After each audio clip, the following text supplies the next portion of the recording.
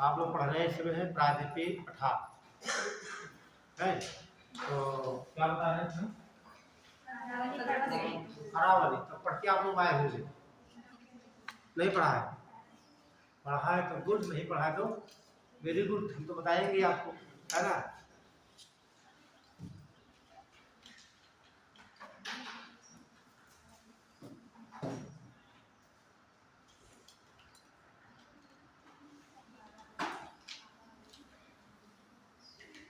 ये आपकी अरावली है। यहाँ था पता पालन की, क्या बोलेंगे? ये पूछाता है अरावली पर्वत श्रेणी सबसे पहले कहाँ पर देखी गई? तो पालन की है। ये कहाँ पड़ेगा? आपने मूवी देखी होगी राजा हिंदुस्तानी, है ना। उसमें लेकिन बोलता है पालनपुर से रानीखेत। रानीखेत कहाँ पड़ता है?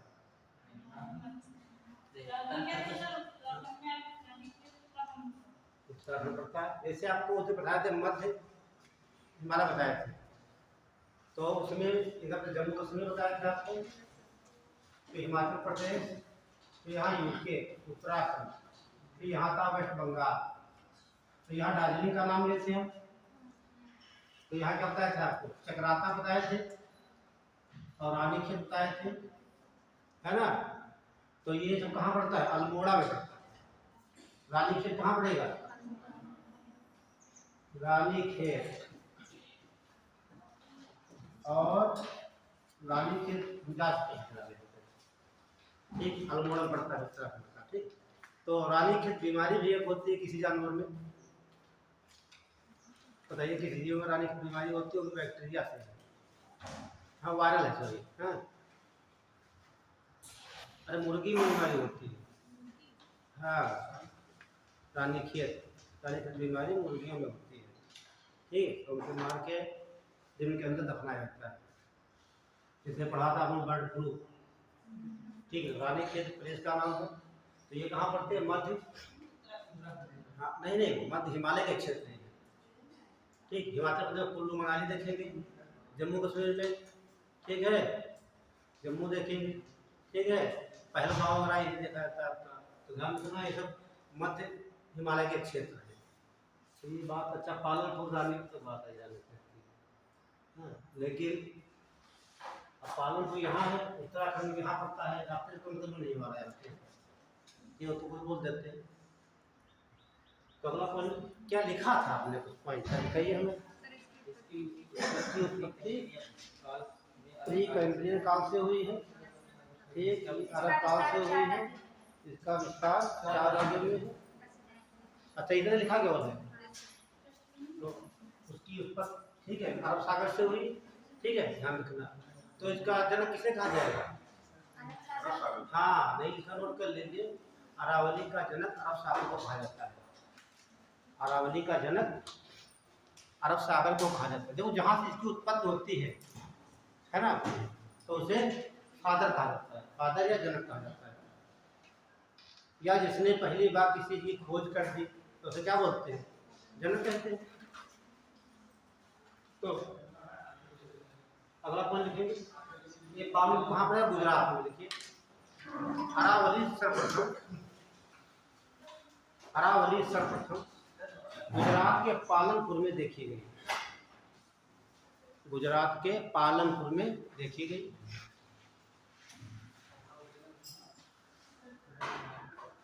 पालनपुर लिखा होगा।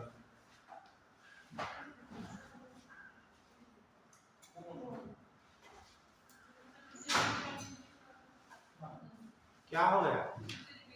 अच्छा, तो मैंने बोला कि अरावली पर्वत श्रेणी, ठीक, इसकी उत्पत्ति अरब सागर से हुई और इसीलिए अरब सागर को इसका पिता कहा जाता है या जनक कहा जाता है।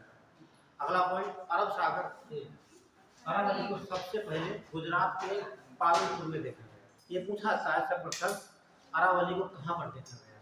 तो कहाँ देखा गया? हाँ पालनपुर में। और जहाँ देखा गया यही से विस्तार रहती है दिल्ली तक। आपको लिखा है हमें 4 राज्यों का विस्तार है, नोट कर लिया है, क्रम विधान रखना। ठीक, गुजरात, राजस्थान, हरियाणा, ठीक है, आगे देखते हैं। ये तो अरावली पर्वत श्रेणी आपकी ये है। जब इसका उत्पत्ति इसकी हुई थी, ये ध्यान रखना। तो जब उत्पत्ति हुई थी एक वलित पर्वत था। क्या था? वलित। आपको बताया जितनी भी उसकी लंबी पर्वत श्रेणियां हैं उनका निर्माण वलित पर्वत के रूप में हुआ। वलित बोलेंगे या फिर हम कह सकते हैं फोल्ड कह सकते हैं, या एक शब्द और होता है मोड़दार। मोड़दार वलित या फोल्डेड कहा जाता है। तो ये क्या थी? वलित पर्वत की धारणा। वलित पर्वत थी ये। जब इसकी औसत ऊंचाई को पूछा जाता है, औसत ऊंचाई जो थी इसकी लगभग 2700 मीटर थी। अब कल्पना करिए हिमालय की औसत ऊंचाई कितनी है? हिमालय की औसत ऊंचाई कितनी है? कितनी? और इसकी 2700, काफी ऊंची रही होगी उसमें। लेकिन वर्तमान में औसत कितनी इसकी? वर्तमान में ये पूछा गया है, वर्तमान में औसत ऊंचाई इसकी 930 मीटर। नोट कर लीजिए। जब अरावली की उत्पत्ति हुई थी, हाँ, जब अरावली की उत्पत्ति हुई थी उस समय उसकी औसत ऊंचाई लगभग 2700 मीटर थी। लगभग 2700 मीटर थी। और यह एक वलित पर्वत श्रेणी थी, और वह एक वलित पर्वत श्रेणी थी। लेकिन विकास हुआ प्री कैम्ब्रियन काल में, है ना?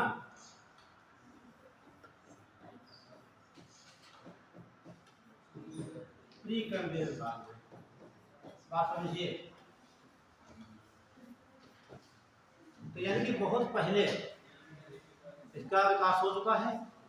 ठीक है, लंबाई नहीं बात कर रहे हैं। देखिए जैसे कोई पर्वत बनता है उसकी कैसे होती है, औसत बहुत ज्यादा होती है, लेकिन यहाँ अपरदन क्रिया होती है। अपरदन से क्या होगा? देखिए ऊंचाई कम होती है, घिस जाते हैं, और जो चीज पहले बनी होती है उसका अपरदन ज्यादा होता है, तो इसका अपरदन ज्यादा रहा होगा।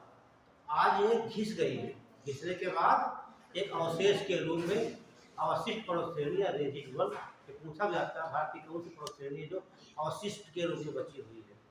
तो अरावली पर्वत श्रेणी हुआ। कैसे? देखिए जो ये पर्वत श्रेणी थी कोसे के लिए, तो ये प्री कैम्ब्रियन बहुत पहले बनी, तो इस पर अपरदन हुआ होगा। अपरदन कैसे हुआ होगा? कारण क्या होते हैं अपरदन के? ये तो वर्षा, ताप, दाब। ठीक, जैसे टेम्परेचर ज्यादा बढ़ेगा तो इसमें दरारें पड़ जाएगी। दरार बनने के पानी उसके अंदर जाएगा, है ना? तो पानी अंदर जाएगा उसके, तो पानी नीचे जाएगा, गर्म है तो पानी बॉयल होगा, भाप को मिलेगा तो उसकी जो पूरी कमजोर हो जाएगी, टूटने लगती है। अब आप हवा के द्वारा, वर्षा के द्वारा ऊपर टूट के दूर चले जाते हैं, या जानवर वहां गए, ठीक, जानवरों से मिट्टी कट जाती है। ठीक, जैसे आपने गांव में देखा होगा जानवर चलते हैं तो मिट्टी खुद जाती है ना? उसके बाद मिट्टी वो हवा चली या पानी की बरसात हुई, मिट्टी वहां से वो बह जाती है, क्योंकि तो अपरदन होगी। उसी प्रकार तमाम प्रकार कारण नहीं होंगे, अपरदन हुआ करते। तो ये श्रेणी घिस करके एक अवशिष्ट के रूप में बची हुई है। अवशिष्ट, अवशिष्ट, ठीक है, इसे अवशिष्ट श्रेणी इंग्लिश बोलते हैं रेजिडुअल।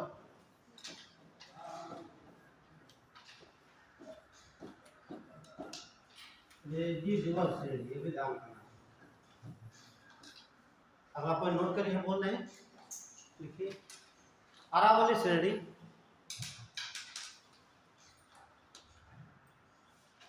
अरावली श्रेणी पर अत्यधिक अपरदन के कारण अरावली श्रेणी पर अत्यधिक अपर्दन के कारण यह घिसकर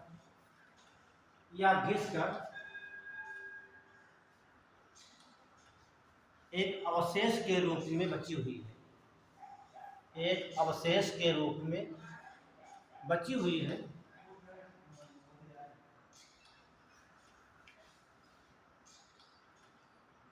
इसीलिए इस श्रेणी को अवशिष्ट पर्वत श्रेणी या रेजिडुअल श्रेणी कहा जाता है।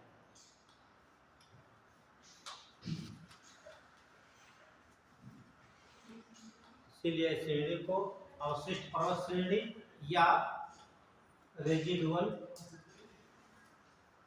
दोनों शब्द ध्यान रखना, या रेजिडुअल पर्वत श्रेणी कहा जाता है।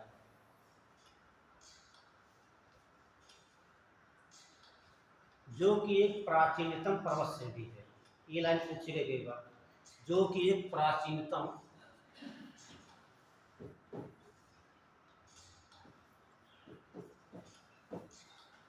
पर्वत श्रेणी है।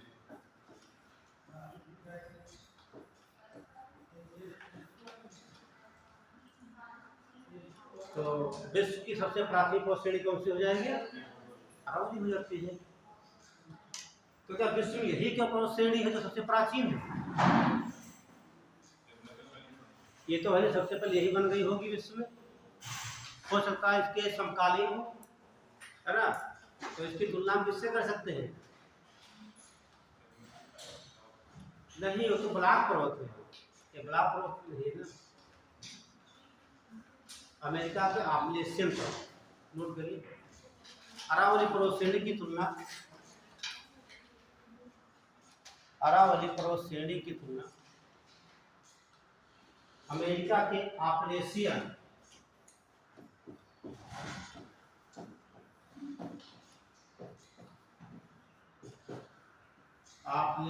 पर्वत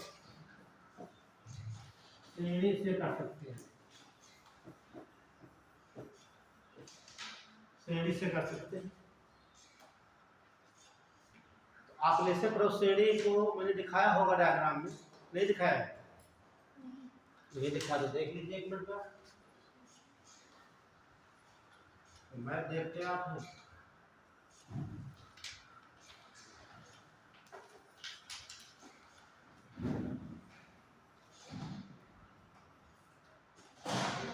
ये देखते कनाडा, और ये जो पर्वत श्रेणी है ये इससे आपलेशियन कहा जाता है।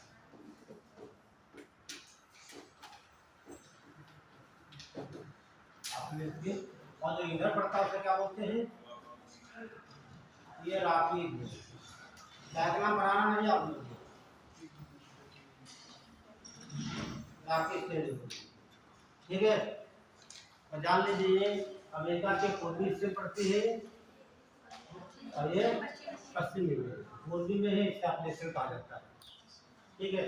इसकी तुलना हम इससे कर सकते हैं भारत के अरावली पर्वत से।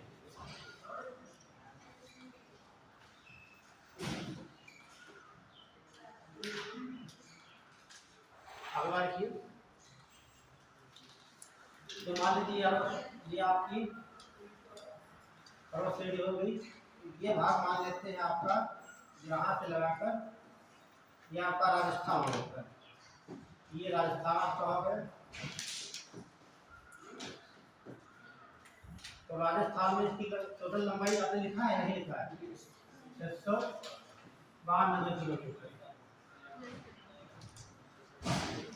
अरावली की कुल लंबाई लगभग 692 किलोमीटर है, जिसमें से केवल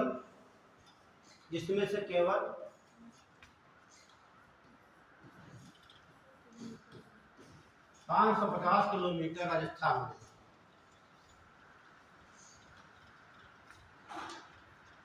केवल 550 किलोमीटर राजस्थान में है। अगला पॉइंट लिखेंगे, तो ये पूछा जाता है राजस्थान जो पर्वत श्रेणी, अरावली पर्वत श्रेणी राजस्थान में कितने % पे है? हाँ, तो आपको बताए होंगे ये दक्षिण भाग पर कहाँ है, राजस्थान में है। अब आप तीसरा पॉइंट लिखिए, राजस्थान की कुल जनसंख्या का, राजस्थान की कुल जनसंख्या का 10%, राजस्थान की कुल जनसंख्या का 10% अरावली श्रेणी में निवास करती है। अरावली श्रेणी का मतलब यहाँ जो डिस्ट्रिक्ट है, डिस्ट्रिक्टों में रहेंगे, है ना। जैसे अजमेर है, उदयपुर है आपका, और जयपुर है, नागौर है, तमाम जिला पड़ते हैं, ठीक है। और चौथा देखिए,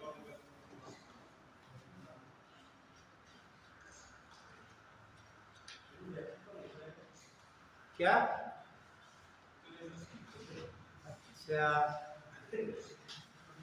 अब बात आती है, ये तो उत्तरी सिरा हो गया, ये आपका दक्षिणी हो गया। तो दक्षिण सिरा ज्यादा ऊंचा है कि उत्तरी? वैसे ये मान लेते हैं, पर्वत श्रेणी हो गई। दो चीज आपको जानना है, इसका सबसे ऊंचा पर्वत शिखर जो है गुरु शिखर है, उसकी लोकेशन कहाँ है, बस है ना। वो कहाँ है, राजस्थान में है। राजस्थान में तो बहुत आपको दिखा है 5.5 किलोमीटर, 550 किलोमीटर, लेकिन वहाँ जिला पड़ता है सिरोही। क्या बताया मैंने, सिरोही।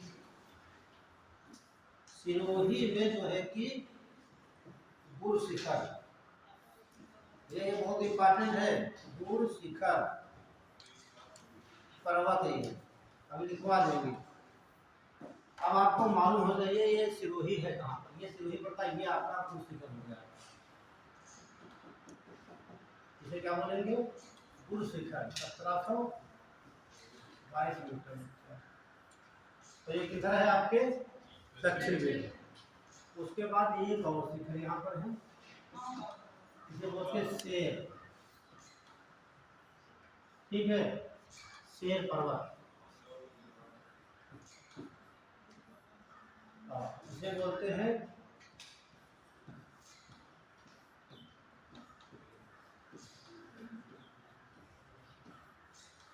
गुरु शिखर। तो ये कहाँ पड़ता है, जिला कौन सा हो जाएगा, सिरोही।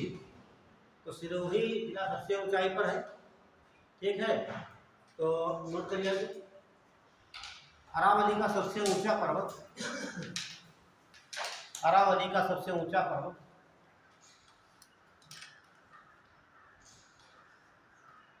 राजस्थान के सिरोही जिले में, सिरोही जिले में गुरु शिखर, गुरु शिखर है। सिरोही जिले में गुरु शिखर है, जिसकी ऊंचाई 1722 मीटर है। और ये भैया कई बार पूछा गया 1722, ध्यान रखना, सब एग्जाम में आ चुका है, ऐसा कोई भारत का एग्जाम नहीं है आना पूछा गया। 1722 मीटर ऊंचा है। ये यूपीएससी हो, आईएएस हो, चाहे टेट पेट सब में पूछा गया है। ये तो पूछ लेगा अरावली का सबसे ऊंचा पर्वत शिखर गुरु शिखर, ठीक है। अगला पूछता है गुरु शिखर कहाँ पर है, राजस्थान में है, ठीक है। मैच करने को आता है, सिरोही दे देता है, तो हम उसके बाद पूछता है इसकी ऊंचाई कितनी है, ठीक, 1722 हर जगह पूछा गया ऊंचाई इसकी, ठीक है। आगे चलते हैं, पश्चिम में यहाँ पर पड़ती है एक झील है, उसका नाम है सांभर झील।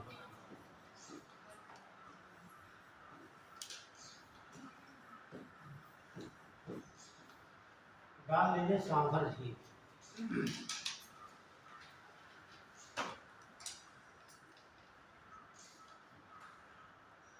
सवाल यहाँ से पूछता है,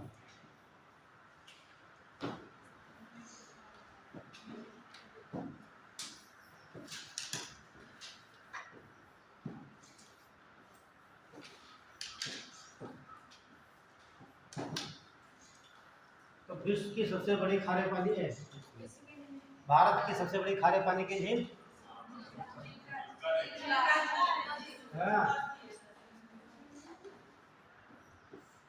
इस पर चर्चा हो चुकी है, लग रहा है।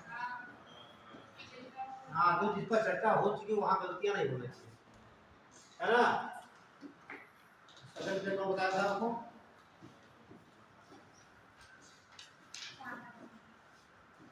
तो यहाँ क्या लिख सकते हैं, यहाँ पर है ऐसे उसका स्टेटमेंट है, क्या पूछेगा, भारत की सबसे बड़ी खारे पानी की झील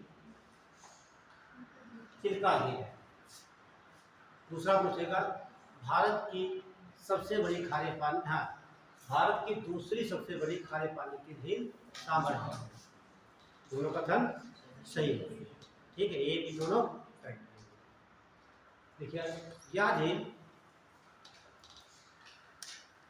भारत की दूसरी सबसे बड़ी, यह झील भारत की दूसरी सबसे बड़ी खारे पानी की झील है।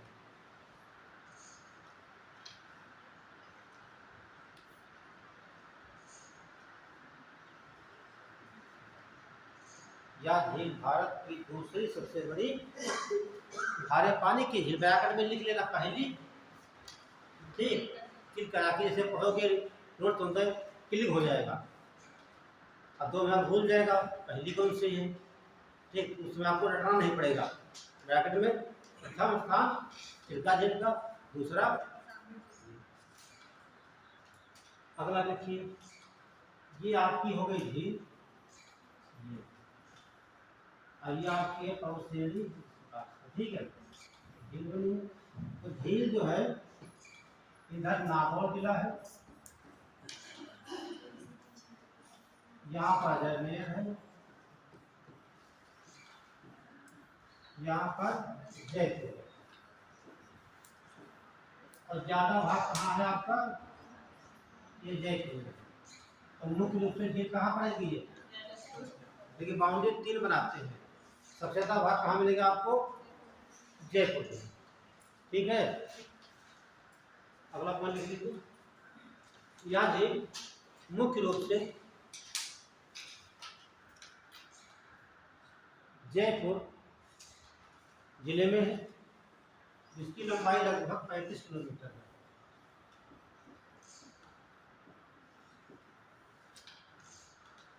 मुख्य रूप से जयपुर में है और इसकी लंबाई लगभग 35 किलोमीटर है।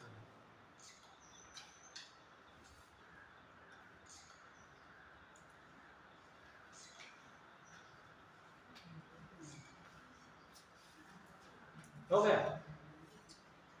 अब ये झील इंपॉर्टेंट इसलिए है, 1990 में इसे रामसर साइट में घोषित कर दिया गया, रामसर साइट। आप लिखिए 1990 में, ये लाइन बहुत इंपॉर्टेंट है, 1990 में इस झील को रामसर साइट घोषित कर दिया जाता है।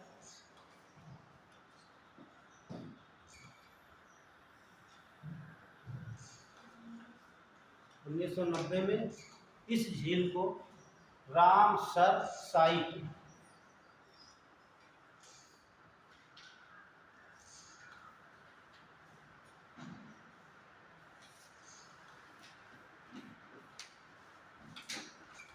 आप कोई बच्चे बैठे बताएंगे रामसर साइट है क्या,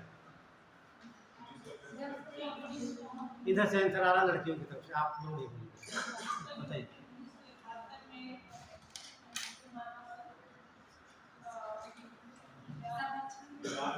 चलिए आप बताइए। देखिए सुन लीजिए, हम बताते हैं आपको पूरी बात, वहाँ दिखा देते हैं कि डाल लीजिए रामसर साइट, 2 लाइन के लिए राम, रामसर व्याकरण लिखना ईरान, ईरान। तो इससे पता चल रहा है जो एक स्थान होगा कहाँ होगा वो, ईरान। जैसे क्या लिखते हैं, उत्तर प्रदेश ब्रैकेट भारत, सीतापुर लिखते हैं तो ब्रैकेट में उत्तर प्रदेश, है ना। सीतापुर लिखेंगे तो व्याकरण में क्या होता है उत्तर प्रदेश, तो उत्तर प्रदेश लिखेंगे तो व्याकरण में भारत। जब हम बाहर जाते हैं तो लिखते हैं इंडिया, व्याकरण में एशिया, है ना, ध्यान रखना आपने, ठीक है।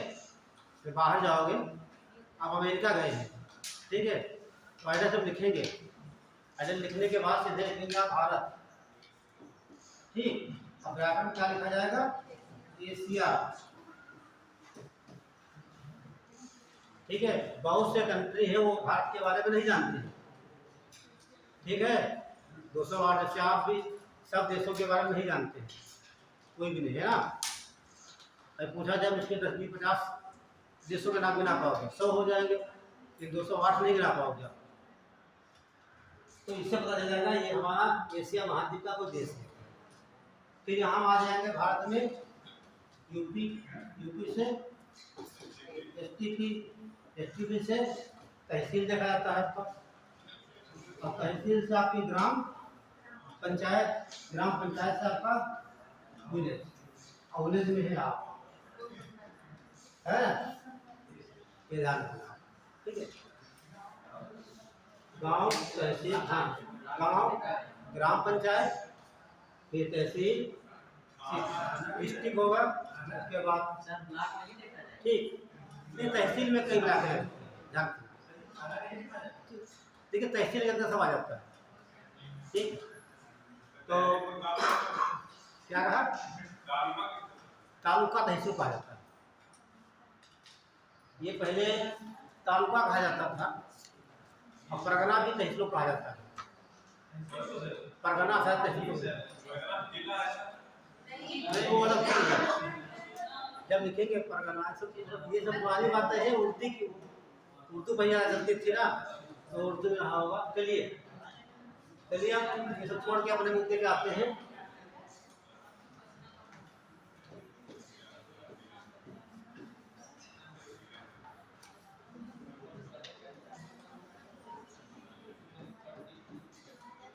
आप देख भी रहे इस समय ईरान घमासान जो है कि वो छोड़ रहा है मिसाइलें इजराइल पे।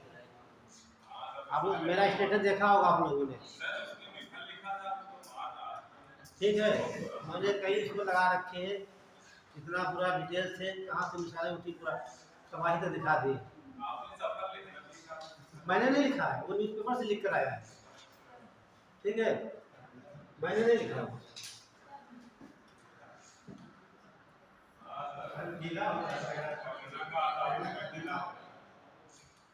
अच्छा चलिए ठीक है। तो तालुका, चलिए जो भी होता हो, तालुका और परगना ये सब, ठीक है। चलिए जो भी होता हो, चलिए मुद्दे पे आते हैं। देखिए इस समय ईरान से और इजराइल से वो तड़ाई भी चल रहा है, और यहाँ करंट का सवाल बनेगा। करंट क्या बनेगा, जितने ईरान देश और के आसपास कंट्री आप कर लीजिए, ठीक है, इसकी सीमा स्पर्श कर रहा है।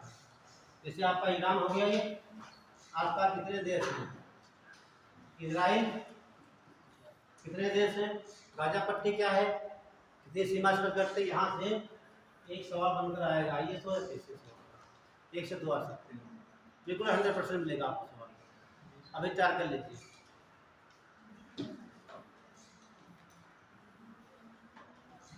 देखिए ये रामसर साइट ये है, कहने का मतलब यूनेस्को जो है, नाम सुना है, यूनेस्को ने ये देखा कि जितनी आर्द्र भूमियां हैं, क्या है, आर्द्र भूमियां, इंग्लिश बोलते हैं वेटलैंड, वेटलैंड कहते हैं, क्या बोलेंगे, वेटलैंड। जितनी आर्द्र भूमियां हैं वो धीरे धीरे उनका समापन हो रहा है, वो विलुप्त के होने कगार पे आ रही है। तो उसे यूनेस्को के द्वारा एक अंतर्राष्ट्रीय सम्मेलन बुलाया गया ईरान में, और किस शहर में बुलाया गया, रामसर में बुलाया गया। ये कहा गया जितने सब पूरे अंतर्राष्ट्रीय स्तर पूरे दुनिया के सभी देशों को न्योता दिया गया, यूनेस्को ने दिया, आप सब लोग आइए, एक सम्मेलन हो जा रहा है।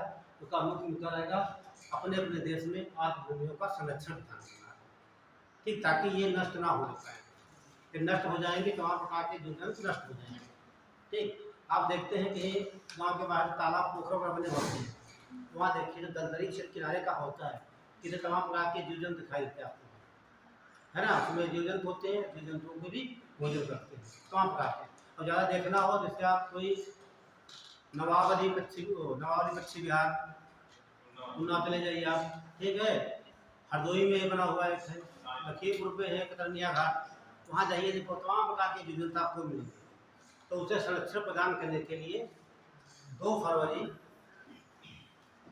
1971 को एक सम्मेलन बुलाया गया रामसर में, ठीक। ये निर्णय लिया गया जितने देश सम्मिलित हुए हैं वो अपने अपने देशों में आठ भूमियों का संरक्षण प्रदान करेंगे, ठीक है। आठ भूमियों का संरक्षण प्रदान करेंगे और ये बहुत बड़ा मुद्दा बनकर तैयार हो गया, ठीक। आज की डेट में भारत में 85 आठ भूमियाँ हैं, ठीक है, जिनका भारत संरक्षण कर रहा है।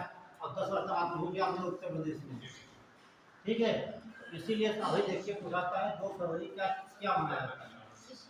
ये अभी सवाल पूछा गया 2023 पीसीएस में, ठीक है। पूछा गया था वेटलैंड डे कब मनाया जाता है, ठीक। वेटलैंड डे, ध्यान रखना क्या बोलेंगे, ऐसे लिखकर आया था वेटलैंड, या पूछेगा विश्व आर्द्रता हो, है ना।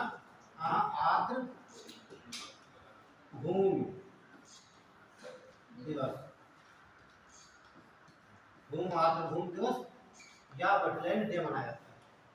ये पूरी कहानी इसकी। तो इसी के तहत 1990 में सामर्थ्य जिला घोषित कर दिया गया।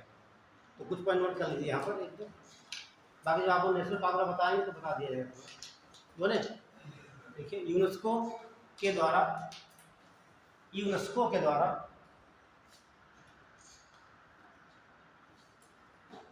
आर्द्र भूमियों को संरक्षण प्रदान करने के लिए, यूनेस्को के द्वारा आर्द्र भूमियों का संरक्षण प्रदान करने के लिए एक अंतर्राष्ट्रीय सम्मेलन, आर्द्र भूमियों का संरक्षण प्रदान करने के लिए एक अंतर्राष्ट्रीय सम्मेलन 2 फरवरी 1971 में 2 फरवरी 1971 में ईरान के रामसर शहर में, ईरान के 2 फरवरी 1971 में ईरान के रामसर शहर में आयोजित किया गया।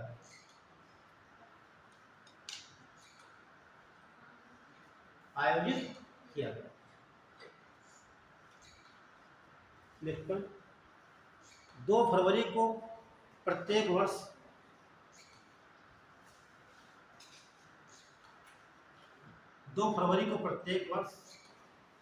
विश्व आर्द्र भूमि दिवस, या वर्ल्ड वेटलैंड डे मनाया जाता है।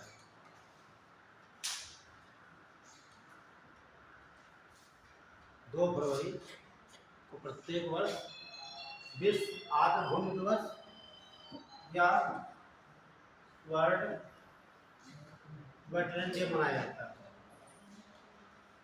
और जिन लोगों ने हिंदी में पढ़ा होगा विश्व आर्द्रता दिवस, वो सवाल नहीं कर पाए होंगे, यही भाषा पूछी थी उसने, ठीक है। ट्रांसलेट इंग्लिश का भी ये है, ऐसे उसने कर रख दिया था। तो ध्यान रखना, कभी कभी कुछ चीज़ें होती हैं दोनों भाषा पढ़ी जाती है, ठीक है।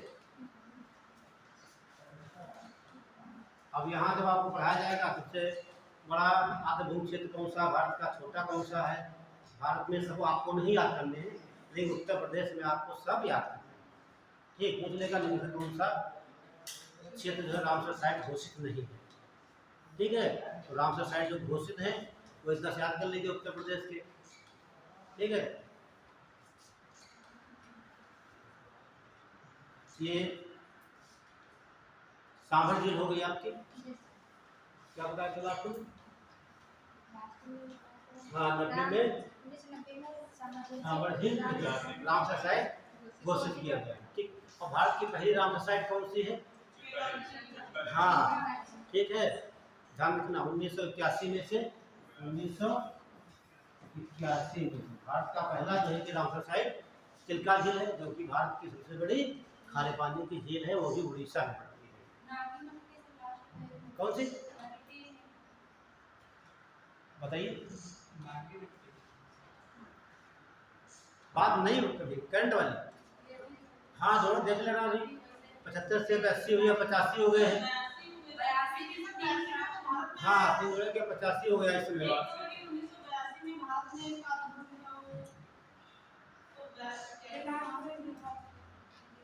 नहीं ये ध्यान रखना तुम्हारा जो है कि, हाँ ये ध्यान रखना जो है कि 1981 में इसे घोषित किया गया है रामसर साइट, किसने?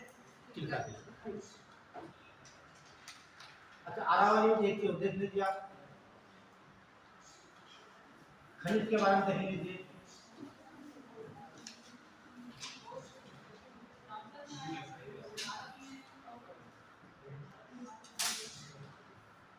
देखिए विश्व में बात करेंगे तो 1975 से विश्व में लागू किया गया था। ठीक है, बहुत जानकारियां पढ़ेंगे इसके बारे में, तो मैं जनरल आपको बता दिया है 2 लाइन, ठीक है? हाँ ठीक है।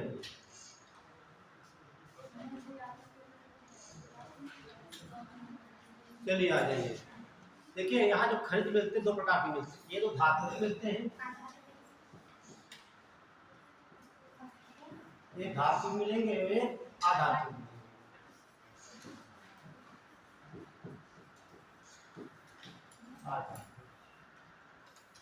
तो धातु में कौन सा खनिज मिल सकते हैं, यहाँ पर हम 2 बताएंगे आपको मुख्य रूप से, ठीक है? तो धातु में अरावली से 2 धातु बहुत इंपॉर्टेंट मिलते हैं, ये तो निकाला जाता है, यहाँ डाल लीजिए चांदी, और दूसरा आपका तांबा। तांबा कहाँ पर पाया जाता है? क्या बोलते हैं इसे, क्या बोलते हैं? चांदी को सिल्वर कहा जाता है, सिल्वर। तो चांदी कहाँ निकाली जाती है? जावर खान से, जावर, ये कहाँ पड़ेगी? उदयपुर में, ध्यान करना। और जो आपका तांबा कहाँ जाता है? केतड़ी, केतड़ी खान, ये कहाँ पड़ेगा? बताइए बताइए बताइए, नहीं क्या बोलते रहो? राजस्थान में तो है ही सभी वाला, है ना? ये तो राजस्थान की है ना? बताइए, झा से नाम उसका है, झुंझुनू।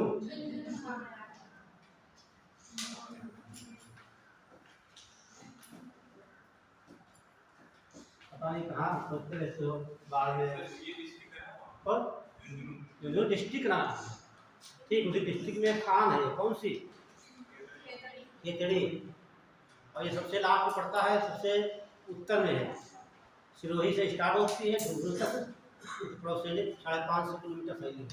तो ध्यान रखना, यहाँ से 2 धातु निकाल जाती है, और ध्यान रखना जो चांदी है यहाँ से निकाली जाती है भारत की 90%, ठीक है?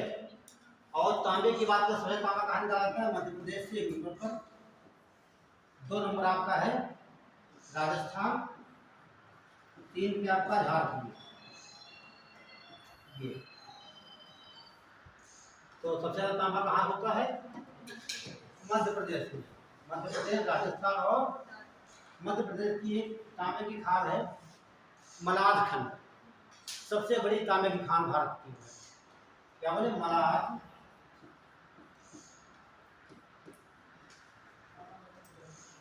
मलाद खंड जो खान है, ये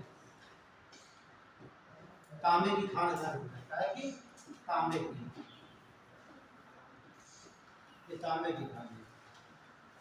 और भारत का कुल तांबा जो है 52% निकाला जाता है मध्य प्रदेश से, तांबे के उत्पादन में मध्य प्रदेश का पहला स्थान, दूसरा राजस्थान का, तीसरा झारखंड। ठीक है, नोट कर लेना आप।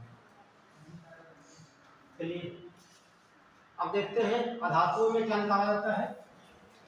चूना पत्थर क्या निकालेंगे,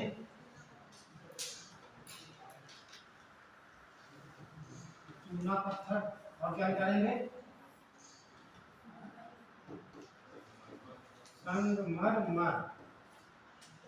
संगमरमर का हमने एक बार चर्चा की यहाँ पे, संगमर है ना, संगमरमर।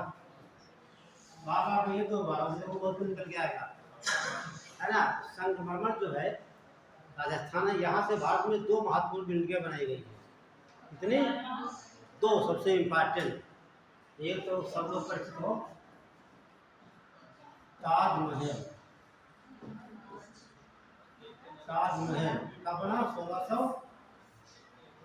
1632 से 43 देख लेना भैया। ठीक, मैच भी कर लेना यहाँ पे आप, ठीक है, मैंने अनुमान लगा के बता दिया। और यहाँ पर बनेंगे एक म्यूजियम का है कोलकाता में,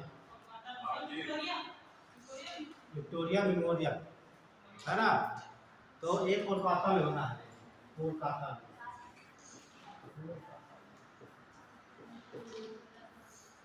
हाँ, विक्टोरिया मेमोरियल ही है। ठीक है, ध्यान रखना, दो स्थान इम्पोर्टेंट है। तो ये तो ताजमहल ध्यान रखना, ये सब रहेगा। ठीक है, मकराना है ना, तो मकराना क्या नाम है, डिस्ट्रिक्ट का नाम है। फिर वहां से निकाला गया तो मकराना लिखा होता है, देखो मकराना पत्थर है ना। तो मकराना क्या है, डिस्ट्रिक्ट का नाम है, तो वहां से वो निकाला गया तो मकराना कहा जाता है। चलिए ये तो आपका हो गया। अगला डाल लीजिए बुंदेलखंड। बुंदेलखंड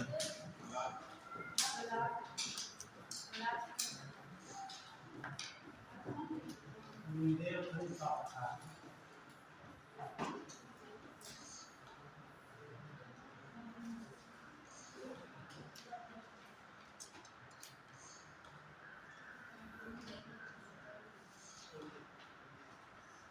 तो बुंदेलखंड का पठार और बघेलखंड का पठार दोनों मध्य प्रदेश में और उत्तर प्रदेश में, यूपी एमपी में है। ठीक है, तो यहाँ पर भी देखेंगे कि लोग कैसे देख लीजिए।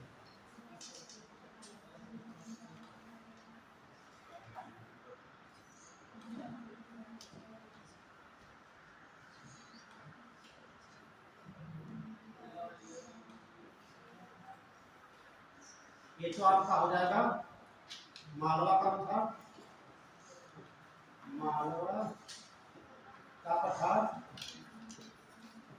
ये आपका हो जाएगा बघेलखंड, बघेलखंड का पठार।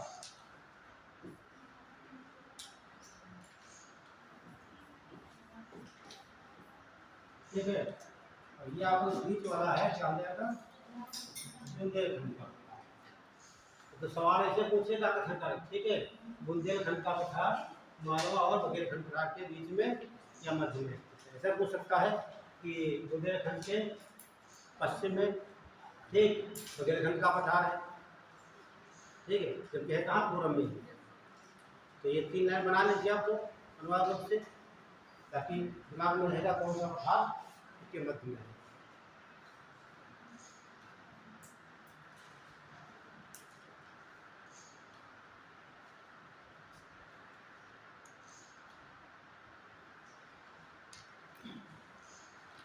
हो गया,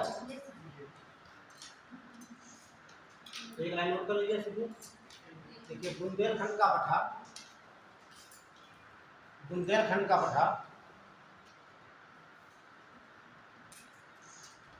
मालवा का पठार और बघेलखंड के पठार के मध्य में स्थित है। बुंदेलखंड का पठार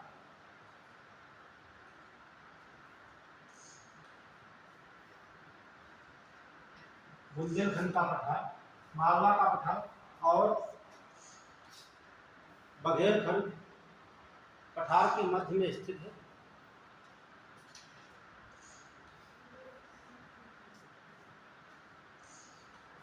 अब यहाँ देख लेना कौन सा पूर्व में कौन सा पश्चिम सवाल बना सकता है आप लोग। ठीक है, ये वेस्ट में है, ये ईस्ट में। अगला पॉइंट, बुंदेलखंड का पठार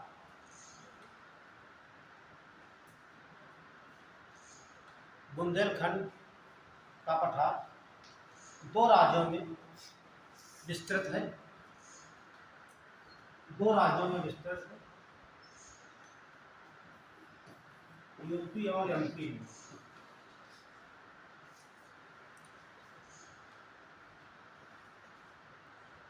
यूपी और एमपी में। अगला पॉइंट लिखिए, इस पठार के अंतर्गत उत्तर प्रदेश के 7 जिले आते हैं। उत्तर प्रदेश के 7 जिले आते हैं।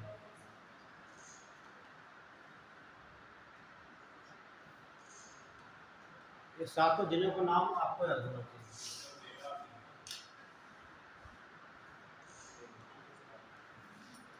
किसी बच्चे को पता है?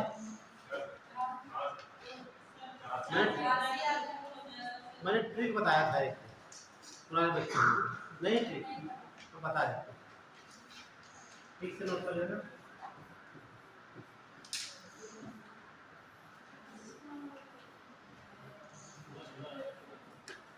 हाँ तो याद आ गया है देखो।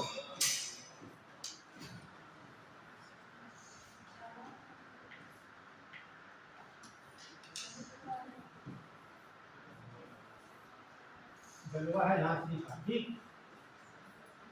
तो यहाँ देख लीजिए, जा से जालौन, आप लोग बताते रहिए, देखो नाम याद है। जा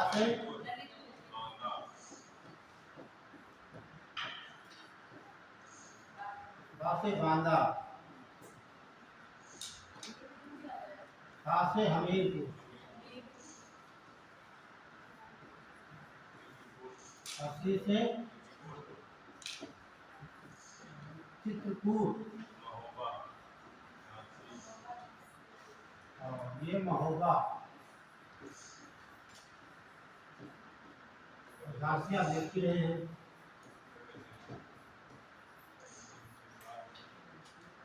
बस हो गया, याद कर लेना।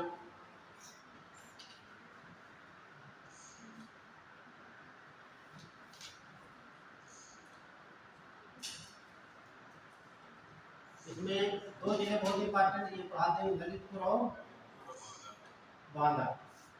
यहाँ से खनिज बहुत निकाले जाते हैं, वो खा भी जाते हैं। अब 2 ट्रिक बता देंगे, आपका हो जाएगा।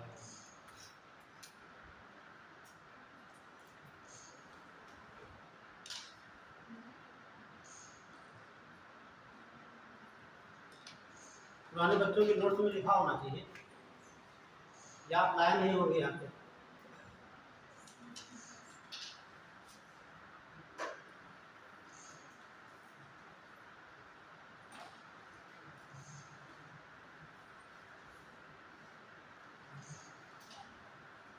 हो गया? अब डालिए ललितपुर।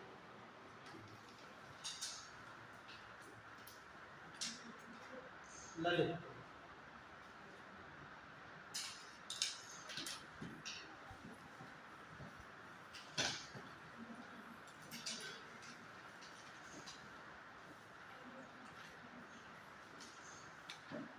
ये तो घर का ललितपुर से कौन खोजर खरीद निकाले जाते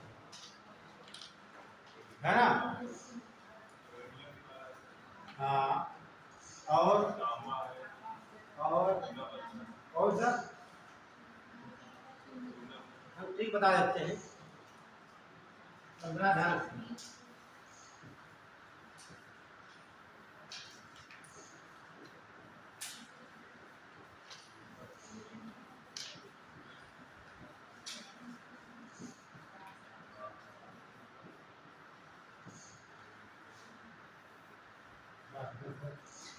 कहते हैं यू का है ना, यू का सोना ऑक्साइड है।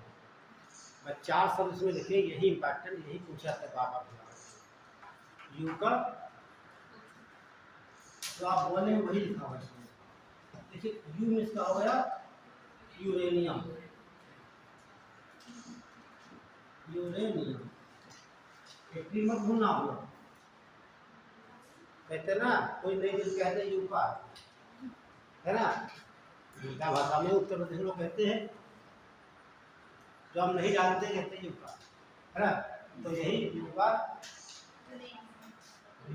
सोना ऑक्साइड, ठीक है। कहाँ से? कापर, कहाँ से? कापर। कापर को क्या कहते हैं? या तांबा भी कहा जाता है। अब तांबा लोग कौन कहते हैं? आप ताल ले जाते हो, कापर का काट देते हो, है ना। ताल ले जाते हो, क्या कहते हो? तांबे कापर का बोलते हो, है ना, क्योंकि तांबा हिंदी शब्द है, कापर इंग्लिश शब्द है। हाँ, रासायनिक नाम नहीं, इंग्लिश नाम बता रहे हैं। वो तो क्यूपराइट हो जाता है, क्यूपराइट का आयस्क है, ठीक है। तो क्या है इसका? आयस्क है क्यूपराइट। तो कापर क्या हो गया? इंग्लिश शब्द है, तांबा हिंदी शब्द है। तो तांबा या कापर, यूरेनियम, इसके बारे में हम जानते हैं। ये यू तो सोना है, ये ऑक्साइड है।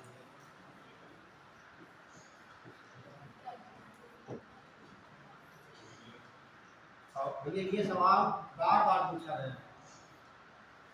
यूरेनियम कहाँ पाया जाता है, तांबा कहाँ पाया जाता है, ठीक है, और सोना कहाँ पाया जाता है, ठीक है, ऑक्साइड कहाँ पाया जाता है। वैसे ऑक्साइड तो बहुत जगह, लेकिन उत्तर प्रदेश की केवल इसमें कहाँ की बात कर रहे हैं? नहीं, बुंदेलखंड की बात कर रहे हैं, ना कि उत्तर प्रदेश की, है ना। ये बात हो गई। अब तांबा आपको बताए हैं सबसे ज्यादा कहाँ होता है भारत में? मध्य प्रदेश में, उसके बाद राजस्थान में, उसके बाद झारखंड में। दो खाने का ढूंढना कभी, यहाँ की मलारखंड खान और बालाघाट, दो खाने यहाँ को बता दिए भी आपको, कितने ढूंढ करते हैं, ठीक है। अब देख लीजिए बांदा के बारे में है।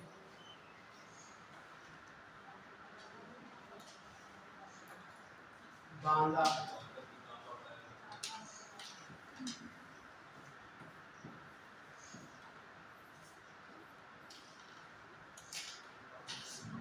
बांदा में भी एक पीली पार्टी मिलती है।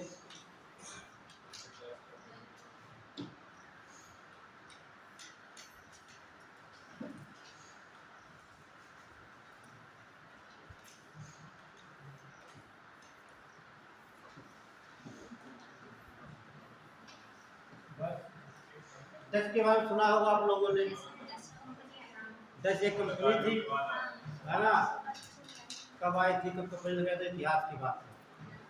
भूगोल की देखिए आप, ये डा से जो है होता डोलोमाइट, क्या बोलते हैं? डोलोमाइट।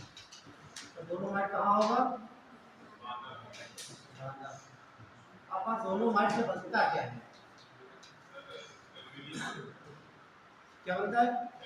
एल्युमिनियम किससे बनेगा? जो एल्युमिनियम के एस्ट होते हैं, ऑक्साइड होता है। और मैं दिखाया यहाँ पर, जब एल्युमिनियम प्लांट दिखाए थे, हिंडाल्को, बाल्को, मास्को, नाल्को, तो पूछा भी गया था एग्जाम में हिंडाल्को, है ना।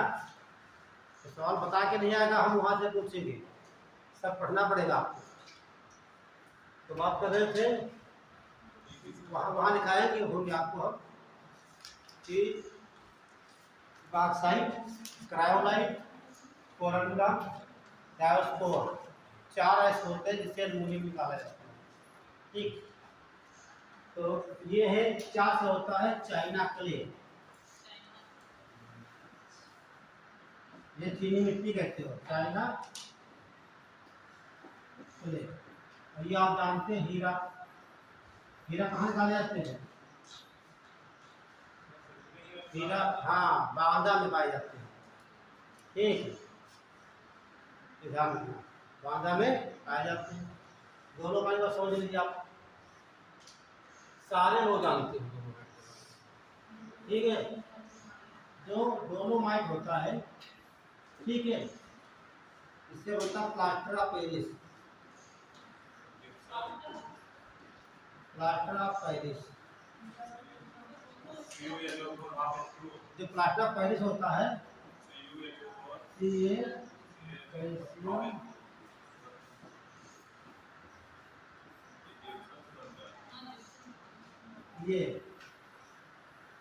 ये सूत्र होता है कैल्शियम सल्फेट वाइल हाफ स्टू, ये जो होता है पढ़ाई होकर मिस्त्री आपको।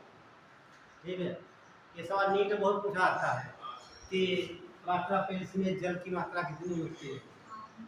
ठीक, वो इसके पूछेगा, हम बता देते आपको जो भी है। ये नहीं होता यहाँ पर है, यहाँ पर लगा होता है यक्स, यक्स की वैल्यू पूछता है आपको। ठीक है, तो वहाँ ऊपर लिखे होते हैं 1/2, 2/3, 1/4, 1/3 ऑप्शन लिखे होते हैं। तो आपको ये नहीं होता है, यहाँ पर हो जाता है आपका 1/2 हाफ जल होते हैं। और जानते हैं इसका यूज क्या होता है प्लास्टर पेरिस का? प्लास्टर, प्लास्टर क्यों चढ़ता है जब हाथ में टूटते हैं तो प्लास्टर है आपका, आप बोलते हैं प्लास्टर है ना, यही होता है। ठीक, टूटी फूटी हड्डी जोड़ने के लिए काम आता है। ठीक है, ऐसे प्लास्टर ऑफ पेरिस कहा जाता है नाम का। ठीक है, तो देखना इसे क्या बोलते हैं कैल्शियम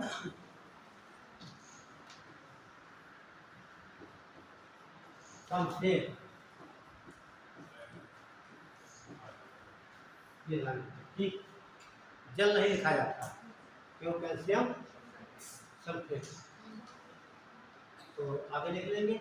और इससे क्या बनाया जाता है, ये तो बताया आपने टूटी फूटी हड्डियों जोड़ने के लिए फ्रैक्चर को, और दूसरा खिलौने, हाँ अभी तो बता रहे हैं खिलौने अच्छे बनाए जाते हैं, नोट कर लिए दोनों। तो प्लास्टर पेरिस क्या हो जाता है, देखिए टूटी फूटी हड्डियों को जोड़ने के लिए प्लास्टर किया जाता है। एक घर पर प्लास्टर करते हैं और एक आपकी बॉडी को किया जाता है। और दूसरा ले लेंगे खिलौने बनाने में।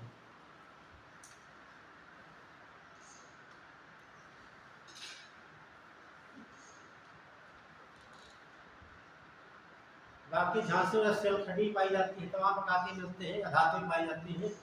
ठीक, लेकिन वो क्या आपके यही इतने हैं। ठीक है, जो एग्जाम के पूछे आते हैं, तो दोनों ट्रिक याद कर लेना। ठीक है, कहाँ चली गई? ठीक, दोनों ललितपुर दो ही के लिए आपको पढ़ने मिलनी है, एक तो ललितपुर और दूसरा बांदा पढ़ लीजिए, बाकी ज़्यादा नहीं पूछेगा सवाल यही से आपको मिल जाएगा। जब तांबा कहाँ पाया जाता है? ठीक, या यूनियन, यूनियन का पूछा जा चुका है एग्जाम में। ठीक, तो ध्यान करना अपना,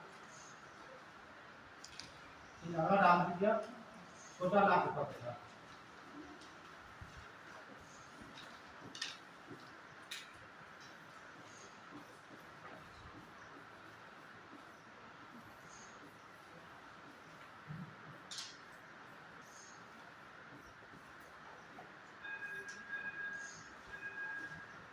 छोटा नाम का पता,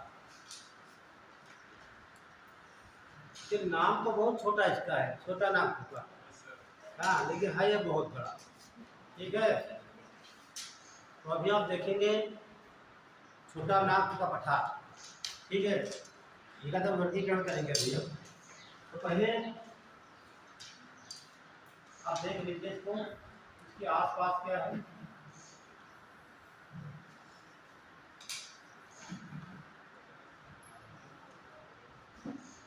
ये आपका ये छोटा नाक का पठार है।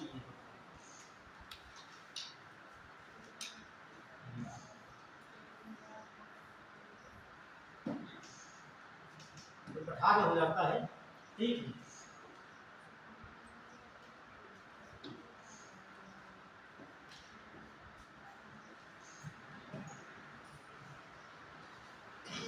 तो इधर आप देखिए कौन सा पठार है इसके बघेल।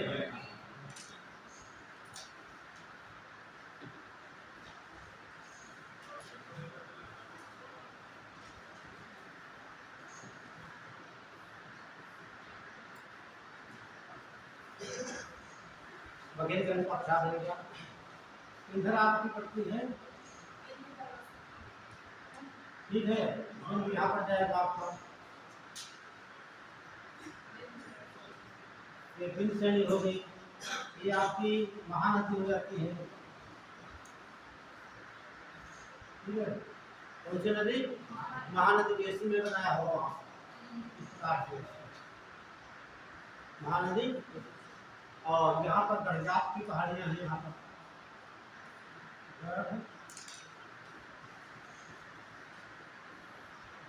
पहाड़ियाँ, यहाँ पर राजमहल की पहाड़ियाँ हैं।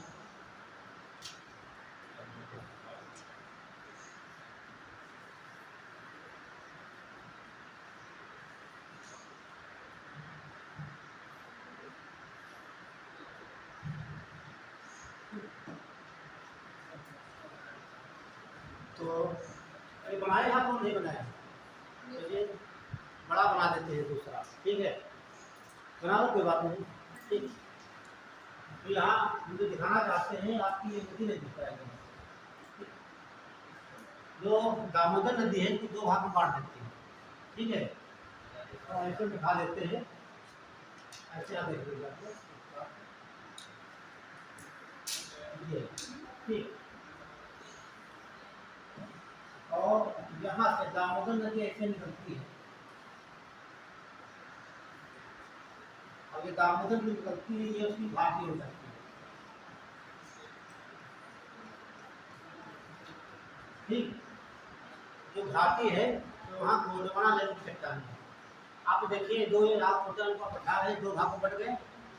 दामोदर नदी के ये दामोदर आपको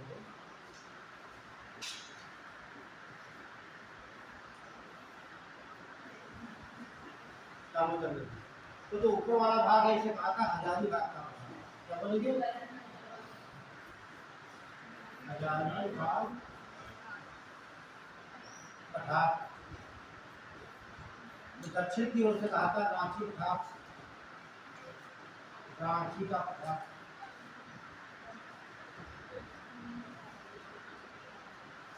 अब यहाँ समझिए ध्यान से आप लोग, जो नदी ये निकल रही है पश्चिमी क्षेत्र यहाँ निकल रही नदी है। दामोदर नदी कहाँ निकलती है? छोटापुर नाक से निकलती है और जाकर बंगाल की खाड़ी में गिर जाती है।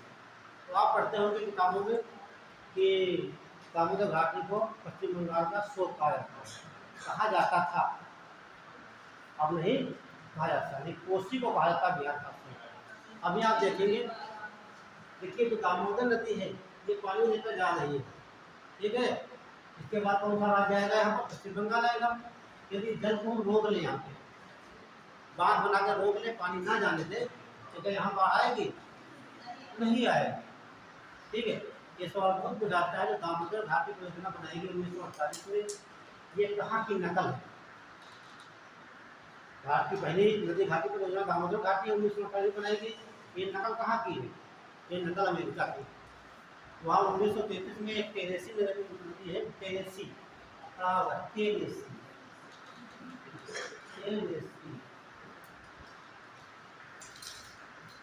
मिसिसिपी की सागर नदी है। 1933 में दामोदर में उसमें बहुत बाढ़ आती थी, बहुत वीरान कर देती थी। लेकिन बाद में वैज्ञानिक इंजीनियर बनाए गए, हालैंड से इंजीनियर है, तो उन्होंने इस पर कई डैम बना करके पानी को कंट्रोल कर लिया गया। तो पानी कंट्रोल कर लिया गया तो यहाँ पर बाढ़ नहीं है। तो उसी वैज्ञानिक को, जो इंजीनियर था, भारत में बनाया था 1948 में, तो इस नदी को देखता तो यहाँ पर तो नहर में पानी आता होता है, इस पर डैम बना देता है। तो बता देता हूँ तो डैम बने और डैम से पानी रोक लेता है, बांध बनाए जाते हैं, वहाँ से बिजली उत्पन्न की जाती है, सिंचाई लेके जाती है और तमाम कार्य किए जाते हैं। अब पानी जितना हम चाहेंगे उतने पहुँचेगा आपका पश्चिम बंगाल में। आज दामोदर नदी पश्चिम बंगाल की लाइफ लाइन पहुँचेगा कि पश्चिम बंगाल की जीवन रेखा किसे कहा जाता है, तो दामोदर नदी को। ठीक है, तो ये पठार हो गया आपका। अब यहाँ से दिन की रेखा बनाएंगे आप इधर से, तो आप देखेंगे कि ये क्षेत्र इसका है, ये वाला हजारीबाग वाला, यहाँ आर्थिक सेल है और फिर आर्थिक सेल है। और जो ये क्षेत्र है यहाँ गोंडवाना सेल है, गोंडवाना सेल है। और जो ये क्षेत्र है यहाँ का, यहाँ धारवाड़ की सेल है,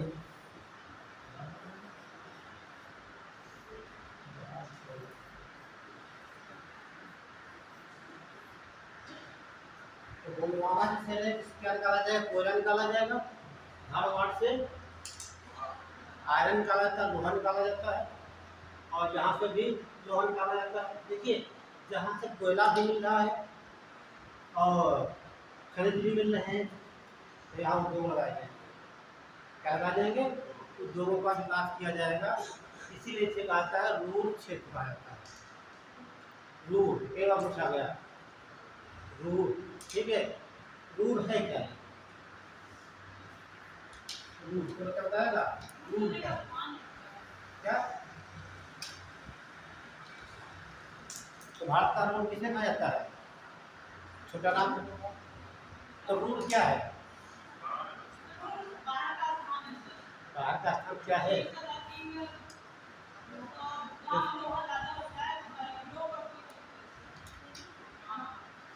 ये किसी नदी का नाम है, तो जर्मनी की नदी है। ठीक है, जैसे यहाँ दामोदर नदी है उसी प्रकार एक रूर नदी है, नदी घाटी है, वहाँ से बहुत मात्रा में कोयला भी निकाला जाता है, धातु भी निकाली जाती है। ठीक है, उसी प्रकार भारत से निकाला था, इसीलिए छोटा नाम को भारत का रूर क्षेत्र कहा जाता है। ठीक है, और बहुत ज़्यादा मात्रा में यहाँ से खनिज निकाले जाते हैं, इसे कहा जाता है ठीक mineral store of the India, mineral store of the India. तो भारत का खनिज का सबसे बड़ा स्टोर कहाँ है, यहाँ देखने को मिलता है। बना नहीं आप लोगों ने,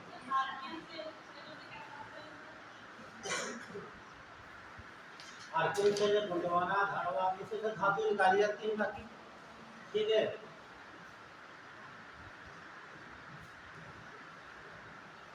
हो गया।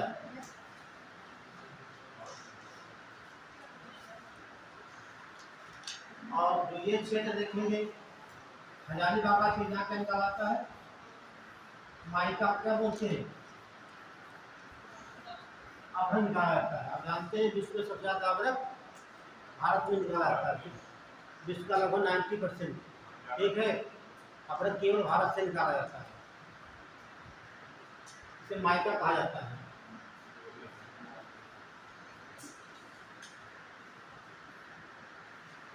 तो हजारीबाग में से क्या निकाला जाएगा, माइका निकाला जाता है, बहुत बड़ी पट्टी है माइका। हम माइका का यूज भी जानते हैं। तो धातुएं ऐसी होती हैं तो विद्युत की सुचालक होती है लेकिन ताप की कुचालक होती है। कुछ धातुएं ऐसी हैं जो विद्युत की कुचालक है लेकिन ताप की सुचालक है, जैसे अभ्रक आपका है, जो प्रश्न होता है उसमें यूज किया जाता है। ठीक है, प्रश्न में यूज करते हैं उससे, उष्मा का सुचालक है लेकिन विद्युत का कुचालक है, ध्यान रखना। ठीक है, इसे इसका बहुत ज़्यादा यूज है। तो एक बार लिखो यहाँ,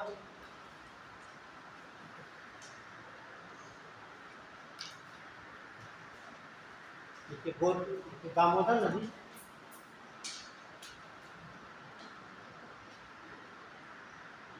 छोटापुर के नाग, हाँ, छोटा नागपुर के पठार को दो भाग में विभाजित करती है,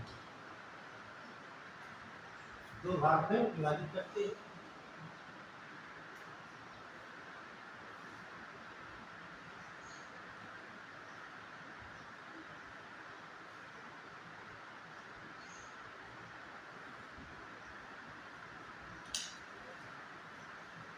ठीक है, अब दो में आप देखेंगे, अब यहाँ देखेंगे ये छोटा पठार आपका होगा, और जो ये नदी है इस पर डाल डैम बनाए गए हैं। एक नदी है, दो, तीन, ये तीन नदियां हैं और इसका नाम है बराकर नदी, बराकर नदी। ठीक है, इसका जो डैम बनाया गया है ये बहुत बढ़िया पूछा जाता है, डैम पंचेत डैम, तलैया डैम, तलैया बांध, तलैया बांध कहाँ पड़ेगा आपका, बराकर नदी। ठीक है, और यहाँ पर एक मैथन डैम बनाया गया है, पानी को रोक देता है, मैथन, मैथन। अब ये नदी आपकी है दो कारों नदी, दो कारों,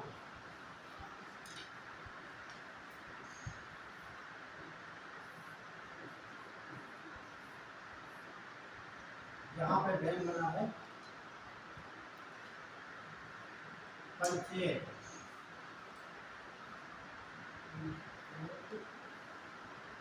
बांध।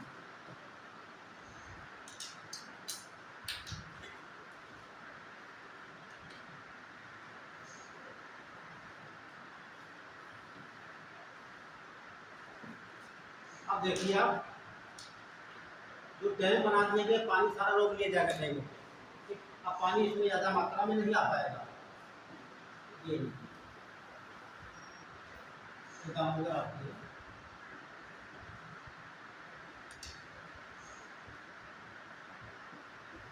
दामोदर नदी।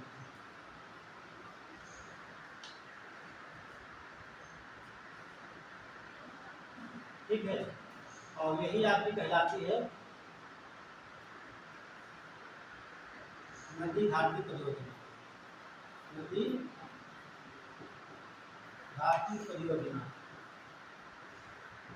ये गुजरात का नदी घाटी परियोजना सबसे पहले कहाँ बनाई गई, दामोदर पर, इसलिए इसका नाम रख दिया गया है दामोदर नदी घाटी परियोजना, दामोदर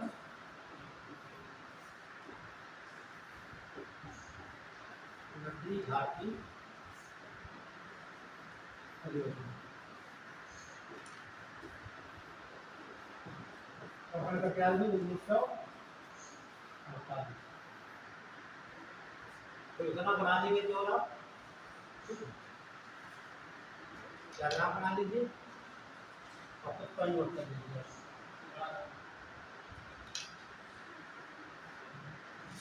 तलैया बांध, पंचेत बांध और मैथन, तीन डैम को भूलना, बराकर नदी और बोकारो नदी।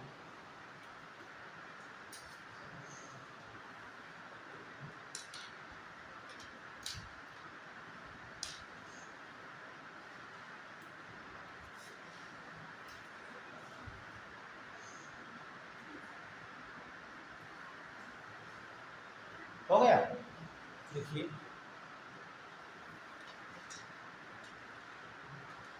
भारत की पहली नदी घाटी परियोजना,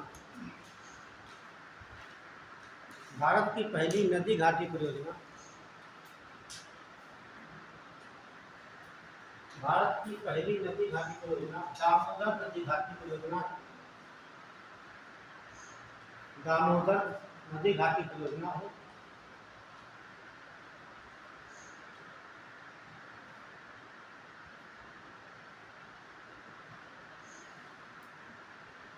में लिखेंगे 1948 1948। और आपको लिखिए दामोदर नदी घाटी परियोजना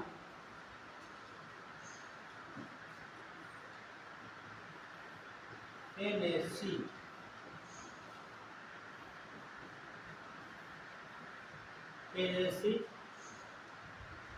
नदी की नकल है या इसी पर आधारित है। ठीक, दामोदर नदी घाटी परियोजना NSC नदी की नकल है। ठीक,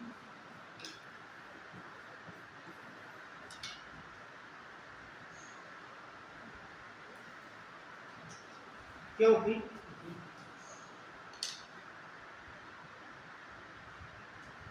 दामोदर नदी की तरह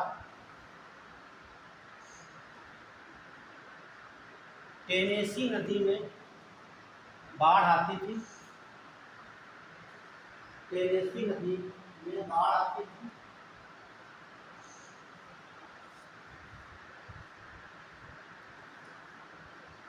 टेनेसी नदी में बाढ़ आती थी और टेनेसी नदी पर कई पुल बनाकर बाढ़ को नियंत्रित कर लिया जाता है। टेनेसी नदी पर कई बांध बनाकर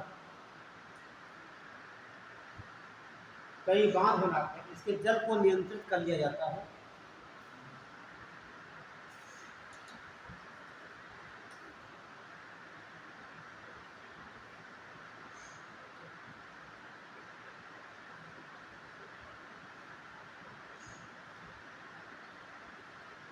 इस नदी पर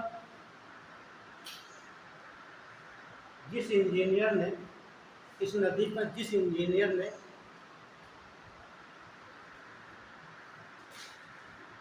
बांध परियोजना बनाई थी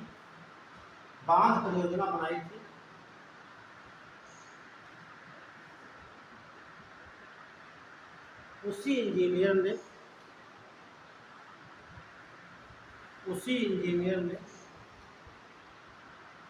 दामोदर नदी घाटी की परियोजना भी बनाई। दामोदर नदी घाटी की परियोजना भी बनाई।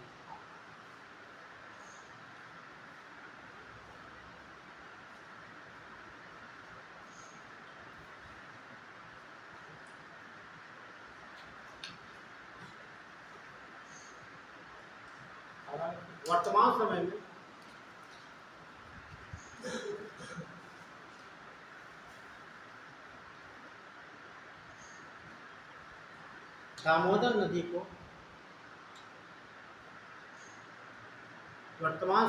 दामोदर नदी को पश्चिम बंगाल की जीवन रेखा कहा जाता है।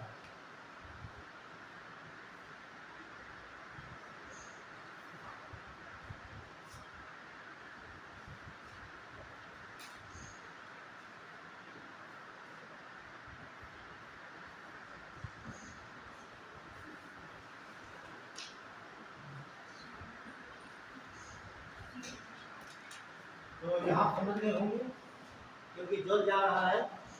ठीक है, ये वेस्ट बंगाल है।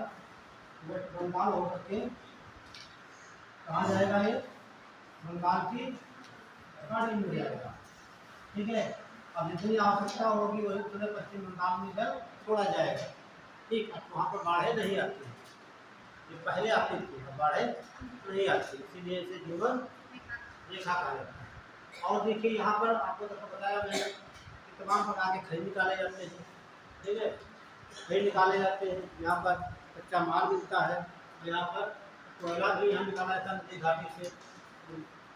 तो यहाँ पर उद्योग लगाए जाते हैं। क्या लगाए जाते हैं? ध्यान रखना, उद्योगों का विकास वही कहता है जहाँ पर हमें कच्चा माल मिल सके और कच्चा माल को पिघलाने के लिए या उसको जलाने के लिए हमें ऊष्मा की आवश्यकता होती है। तो वहाँ से कोयला मिल सके या और भी दो साधन। देखिए, नदी किनारे आप ये नहीं कह सकते हो क्योंकि देखिए तो यहाँ की नदी घाटियाँ हैं तो वहाँ कोयलों के भंडार हैं। ठीक है, अभी नदी घाटी हमें लगाना होगा, यहाँ पानी भी मिल जाएगी। ठीक है, पेट्रोल की आवश्यकता होगी, नदी पानी भी मिल जाएगा। यहाँ पर भी कोयला भी मिल रहा है और खनिज भी मिल रहे हैं, तो यहाँ पर उपयोग बनाना बहुत आसान है। ठीक है, ये बात है। ये सोनभद्र में लगाया गया है ना, ये हिंडालको लगाया गया, वहाँ कोयला भी मिलता है। ठीक है? तो ऐसा क्षेत्र जहाँ पर ज़्यादा मात्रा में कोयला भी हो और खनिज भी हो, कहा जाता है रूर क्षेत्र। रूर का मतलब है एक जर्मनी की नदी है, वहाँ पर इसी प्रकार से खनिज निकाले जाते हैं, जैसे आपके छोटा नाग के पठार से निकाले जाते हैं। इसीलिए छोटा नाग को भारत का रूर क्षेत्र कहा जाता है। नोट कर लीजिए, देखिए छोटा नागपुर के पठार को भारत का रूर क्षेत्र कहा जाता है।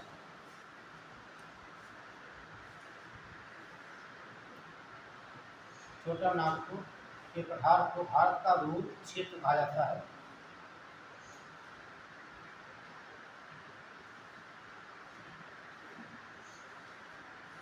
तो रूर क्षेत्र है, का देख लीजिए आप लोग।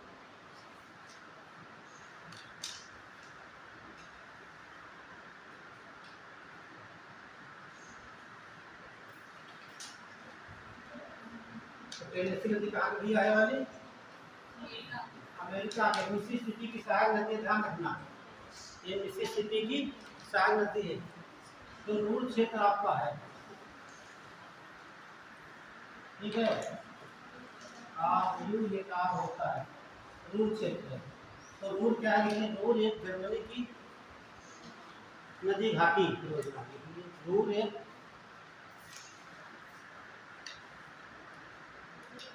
रूर एक जर्मनी की नदी घाटी है।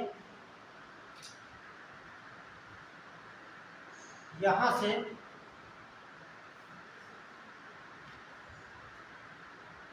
से दामोदर नदी घाटी की तरफ, दामोदर नदी घाटी की तरफ कोयला कोयला कोयला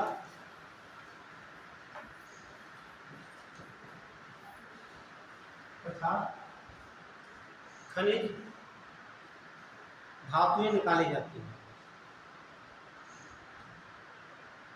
खनिज धातुएं निकाली जाती हैं।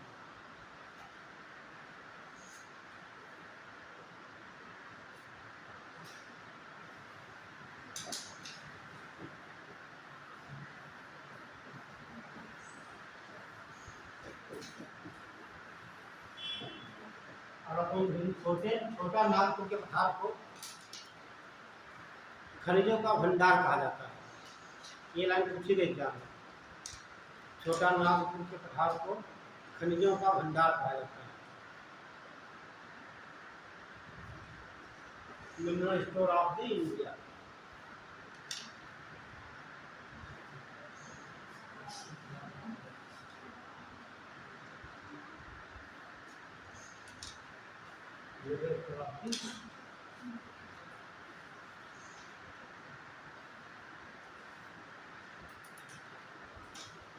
ठीक है, बस यही काम करते हैं और आगे की क्लास और है। आप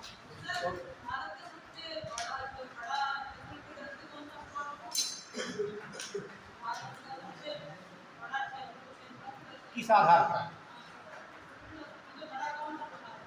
नहीं, देखिए मतलब स्टोर के आधार पर या एरिया के आधार पर। हाँ, तो थोड़ी ट्रैक्टर का पठार हो जाएगा उसका।